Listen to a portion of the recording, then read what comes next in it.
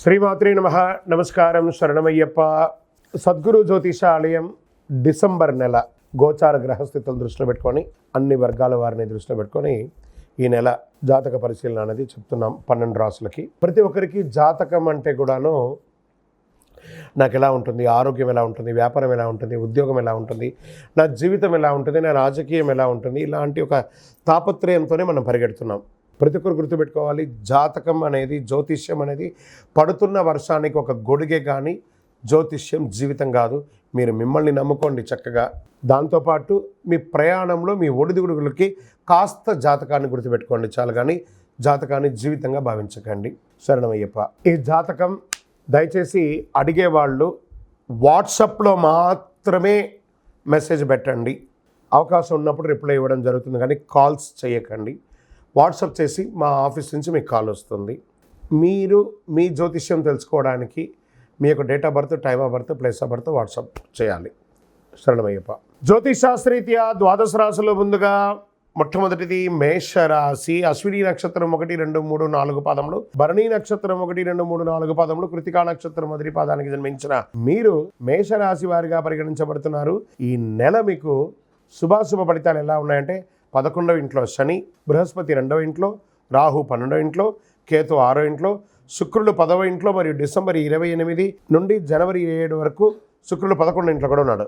రాశికి అధిపతి అయినటువంటి అంగారకుడు 7th డిసెంబర్ నుండి 24 ఫిబ్రవరి వరకు తిరోగమనంలో ఉంటాడు. సూర్య భగవానుడు 9వ ఇంట్లో ఉంటాడు. ఈ నెల దాదాపు అన్ని అంశాలు గొప్ప ఫలితాలు పొందవచ్చు. మేషరాశి వారికి గత కొన్ని రోజులుగా మీరు అనుభవిస్తున్నటువంటి మనక్షోభ, మానసిక, ఆర్థిక, సామాజిక క్షోభ కొంచెంగా ఉపశమనం అయ్యే అవకాశాలు ఉంటాయి. పరోక్షంగా ఆర్థికమైనటువంటి ప్రయోజనాలను పొందుతారు.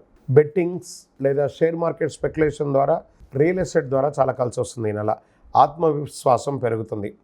ఏదైనా సాధించాలి అనే ఒక సంకల్పం.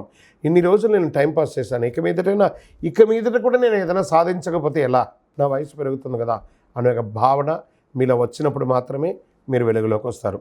మీ పాత వాహనాన్ని మార్చుకుంటారు, కొత్తది కొనుక్కుంటారు. ప్రయోజనాలైనటువంటి ఖర్చులు, అది ఒక్కొక్కసారి పని భారంగా కూడా ఉంటుంది. ఆర్థిక సంబంధాలు కొన్ని క్లిష్ట పరిస్థితులు కూడా ఎదురు చూసుకోవచ్చు. వ్యాపార విస్తరణ, expansion of your business, me co business people దగ్గర నుంచి బాగా పోటీ రావడం, ఇవన్నీ జరుగుతూ ఉంటుంది. చిన్న తరహా పరిశ్రమలు, వాటికి చాలా లాభాలు ఉంటాయి. దూర ప్రయాణాలు మ్యాక్సిమం వాయిదా వేయండి, కలిసి రాదు దూర ప్రయాణాలు. ఉద్యోగంలో పనిచేసే వారికి పని భారం పెరగచ్చు. పై అధికారుల నుంచి స్ట్రెస్ కూడా, పనిచేసిన వాళ్ళ ద్వారా చిన్న ఇబ్బంది ఉంటుంది, లేదా మీకు అకాల ట్రాన్స్ఫర్స్ ఇవన్నీ కూడా ఉంటుంది. నిరుద్యోగులకి ఆఫర్స్ వచ్చే అవకాశాలు, ఎండ్ ఆఫ్ ద మంత్ వచ్చే అవకాశాలు ఉన్నాయి. నూతన రుణ ప్రయత్నాలు కలిసి రావు. దొరికింది కదా అని చెప్పి అప్పులు తీసుకోవడం మొదలుపెట్టకండి. తిరిగి కట్టేటప్పుడు చాలా నొప్పి ఉంటుంది. ఇప్పుడు పని అయిపోతుంది కదా అనుకోవద్దు. అస్సలు మీకు అక్కర్లేదంటే ఒక్క రూపాయి కూడా కష్టపడను, కానీ అప్పు తీసుకోకండి. సమాజంలో ప్రభావవంతమైనటువంటి వ్యక్తి ద్వారా మీకు ఒక మంచి అవకాశం దొరుకుతుంది. మాస చివరిలో మీ యొక్క కెరీర్ ఏదైనా అడ్డంకి తొలగిపోవడంతో మనసులో సంతోషంగా ఉంటారు. ఆధ్యాత్మిక విషయాలు ఆసక్తి కలుపుతారు. మీడియా రంగం వారికి, ఐటీ రంగం వారికి బాగుంది. వివాహం కాని వారికి కాస్త మాఘమాసం నుంచి చాలా యోగంగా ఉంది. నూతన ఉద్యోగ ప్రయత్నం వారికి కొంచెం గట్టిగా, రాజకీయ నాయకులకి మిశ్రమంగా ఉందండి. మీకు అనుకూలమైనటువంటి రోజులను తెప్పుకుంటే డిసెంబర్లో 2, 5, 8, 11, 15. చంద్రాష్టమం డిసెంబర్ 1, 2 తెల్లవారుజామున వరకు ఉంటుంది. ఈ 2 రోజులు సంతకం పెట్టిన, వాహనం నడిపినా చాలా జాగ్రత్తగా ఉండి. అదృష్ట సంఖ్యలు అని చెప్తే 1, 3, 7 చెప్పచ్చు. పూజించాల్సినటువంటి దేవుడు ఎవరంటే ఈ నెల శివుని ఆరాధన ఎక్కువ చేయండి. తర్వాత ఆంజనేయ స్వామికి ప్రదక్షిణం చేయండి. పరిహారంగా శివస్తోత్రం చేయండి, చక్కగా అభిషేకం చేయండి. ఆంజనేయ స్వామికి తమలపాకు పూజ చేయండి. అతి శక్తివంతమైనటువంటి కరుంగాలి మాలను ధరించండి.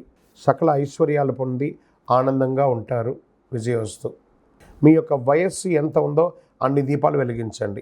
మీ యొక్క వ్యక్తిగత జాతకానికి కింద కనబడుతున్న నంబర్కి మీ యొక్క date of birth, time of birth, place of birth WhatsApp చేయండి. విజయోస్తు.